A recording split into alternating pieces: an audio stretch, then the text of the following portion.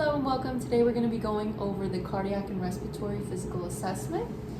So before anything, we always start off with our inspection. So we're inspecting the general appearance of our patient, so everything looks appropriate. He's not any signs of distress, right? His breathing is easy, it's controlled, non-labor. His chest is symmetrical, it's rising and falling symmetrically.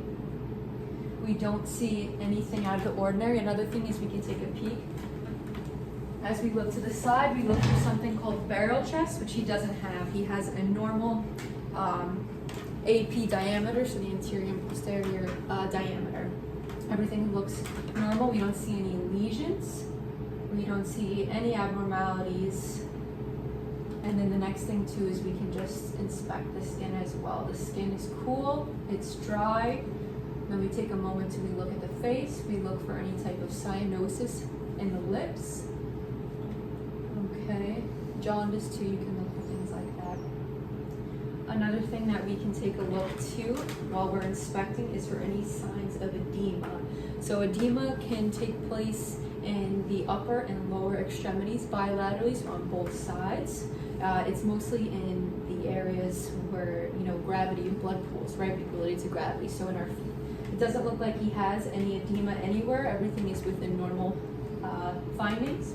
Another thing too is we can look at the fingertips, right? We're looking for any type of clubbing. So that's basically almost like a spooned appearance, and that happens with periods of hypoxia, especially in patients who have like chronic obstructive pulmonary disease, smokers, things like that. So we don't see any findings there. So the next thing that we can move forward to is doing percussion, or we can do palpation. So what we would like to do first is we'll start with the anterior aspect, just because I am facing him. So I'll have you lean back a little bit, and you can just relax, lean back in the chair, relax. And then we're gonna start with percussion first. So we're just gonna percuss over the anterior areas, right? We're making sure that everything's within normal findings, right? We're going over equally, side to side. We shouldn't be hearing any dullness over the lung tissue. And ladder. And opposite. Okay, so everything sounds resonant, which is a normal finding, right? We would only expect to hear dullness if you're going over like muscle or any type of dense tissue like liver and things like that. Another thing that we can do too, since we're in this area, is we want to also check for the point of maximum impulse, right? So, or the mitral valve, we can also refer to this. Okay, we can feel it here. It's good, it's present. It's not bounding, it's normal. Okay, the next thing we can do too for palpation is we can check our capillary refill, right? So this is where we just apply a little bit of a pressure. And then we see how long it takes for the fingertips or the capillary beds on the fingertips to return to its normal color. So we want a finding that's anything less than 3 seconds. This is about 2 seconds. So that's a normal finding. Perfect. And then another thing that we can do too is at the same time, since we're already down here, we can just check for our radial pulse. Okay, it's equal bilaterally. I would say it's about, I'd say about 3+ bounding, but this is good, this is normal. The next thing we can go to is our brachial.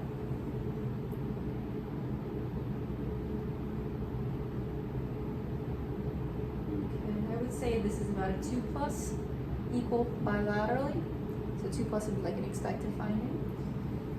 The next one that we can go to, since we're palpating, would be the femoral, but for this one I'm not going to show it, but the femoral is going to be more so in the groin area, so we're not going to show it for this one. Next we're going to move down and we're going to go to the popliteal. I'll just have him elevate his knees on here, if you can just do both. So this would be behind the knees. Say about 2+, so expected. Next ones that we can go to is posterior tibial pulses. Okay. And right here, I don't know if you can see it. It might be a little bit hard to see. but it is equal symmetrical, about a 2+ to expected. And then the last one we're going to do is on your feet. So this is going to be the pedal pulses. These are going to be really important in our patients who are like diabetics and things like that nature. You can't really see both feet, I'm sorry for this. So we'd right about here in between the big toe and the second toe. I usually ask them to flex their foot, and it's going to be right between this arch.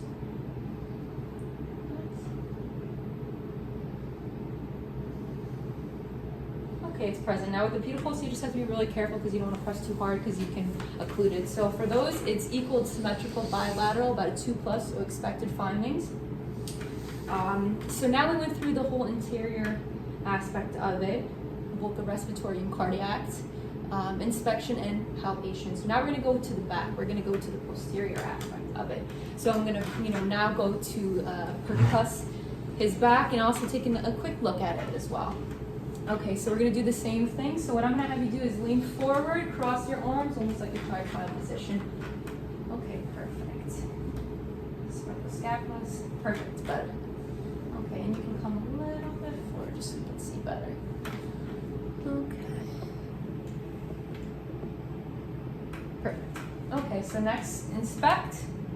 I don't see any types of scoliosis. The spine is symmetrical, it's even, nothing out of the ordinary, no abscesses, no disfigurement. The skin is nice and cool to the touch, no sweating, everything within normal. So now we're going to go into percussion, okay?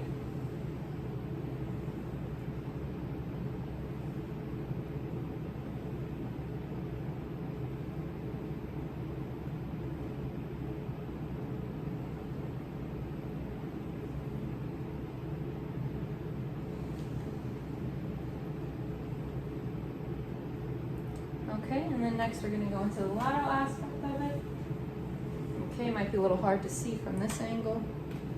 Yeah, okay. Okay.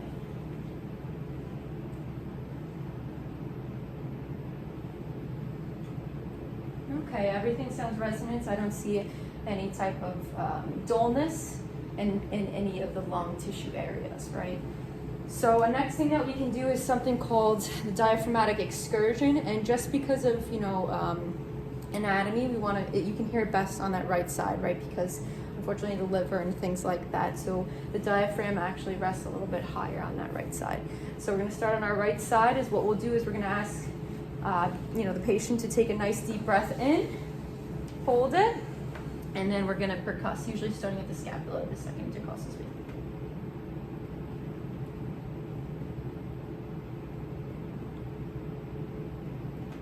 Okay, you can breathe. Okay, so about here. So we're really checking for about, like, it should be within, I believe it's 3 to 5 centimeters, right? So we're checking from where the diaphragm rises to when it falls. And that change from dullness to resonance is going to signal that. So everything is within normal findings as far as our inspection and our palpation as well as our percussion. So that looks good. So the next thing we can do too is I'll have you lean forward again, and then we can also, since we're back here, we're going to listen to our lung sounds. So if you can just spread that scapula. Good. And I'm just going to move this so you guys can get a better view. Okay, and every time you feel my stethoscope touch you, take a nice deep breath in, okay?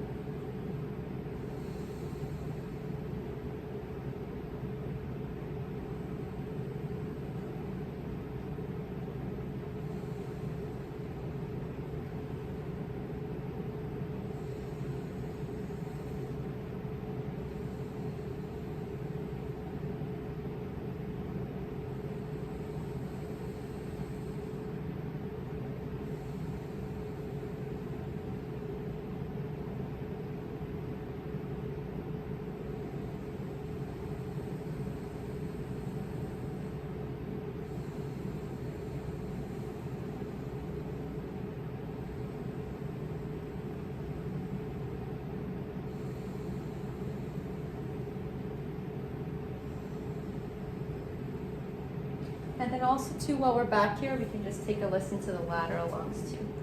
We're almost done.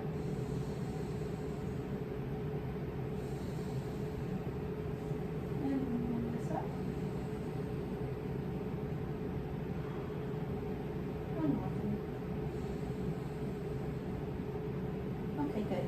So I just want to add, there's one thing to also consider. So this back has a lot of dense musculature, so you have to kind of position a little bit better. So this wouldn't be like, you know, the equivalent to someone's normal back. So for him, I had to go a little bit closer just because all of this musculature, you're not going to hear the best sounds.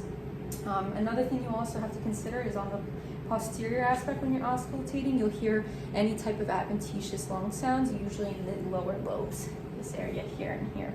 Another thing too while I'm back here that I also wanted to do is I'm going to ask you to take a deep breath. And we're checking for chest expansion. You can't see it too well, but really what we're doing is we're having both fingers around their chest and we're watching to see our thumbs move and separate. That's going to be checking for that equal rise and fall of the chest, and then also its expansion of the lungs and then it collapse of the lungs. But everything's within normal findings. So that concludes the posterior. Then we're going to come back. We finished everything that we need from here. Then we're going to go to the anterior, so the front position. And as far as the lung sounds, no adventitious lung sounds. Everything was within normal findings, expected for a young, healthy young man. Okay, so next we're going to listen to everything. So this is going to be the heart sounds. Before I move forward to another thing, you could also take a look at their trachea as well. So we will check right here, trachea. This is the substernal right here, and then the trachea is usually right about that notch. Check for any lumps. That's good. That's also included in my my neck and throat video. Another thing too is we can check our carotid while we're here as well. Never at the same time. If you do them at the same time, you can cut off blood flow to the head and you can make that person pass out. So you don't want to do that. One at a time, always. All right, so we're going to start by listening first. I'm going to start working my way from head down. So we are going to take a listen first with the belt, right? To listen for any bruise, any thrills, things like that. Turbulent blood flow.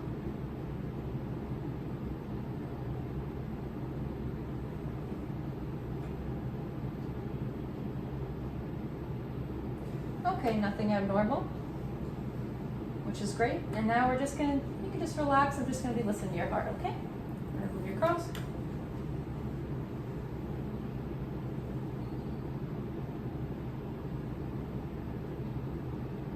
So we're going to second intercostal space. So this is our apical.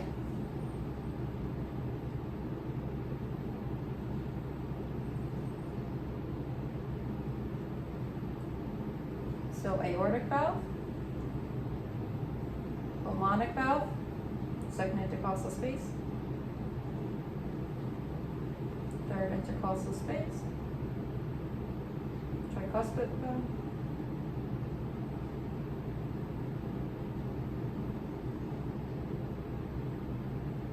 excuse me, it's going to be, so it's atrial, pulmonic, Erebus point,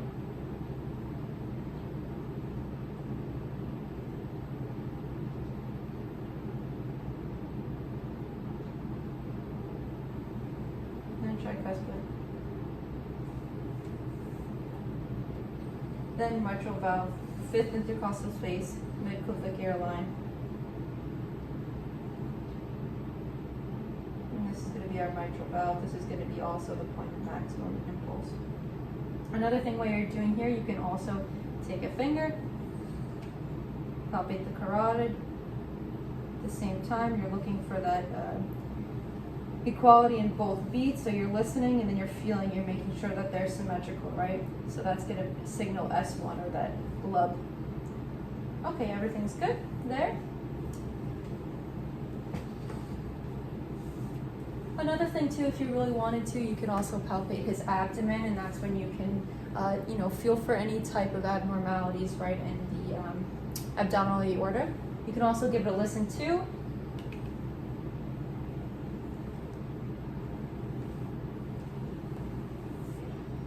Okay. And then last thing is you can also ask the patient, usually they would be in some type of, bed, or they're going to be on the examination table. But in this case, he's in the chair. So I'm going to ask you to lean all the way back in the chair. Look at me. And then we're going to be looking for any jugular vein distension, right? JVD. And what does that signal? If there's anything out of order, that's going to signal maybe some type of like heart failure, something's going on, some type of backflow. So there's, as far as our interior aspect, listening, auscultating lung sounds from this point, and then also heart sounds. I don't hear any type of murmurs, no thrill, no bruise. Everything's within normal findings. This is a healthy young male with good vasculature, good musculature as well. And this is going to precede our cardiovascular and respiratory assessment. Thank you.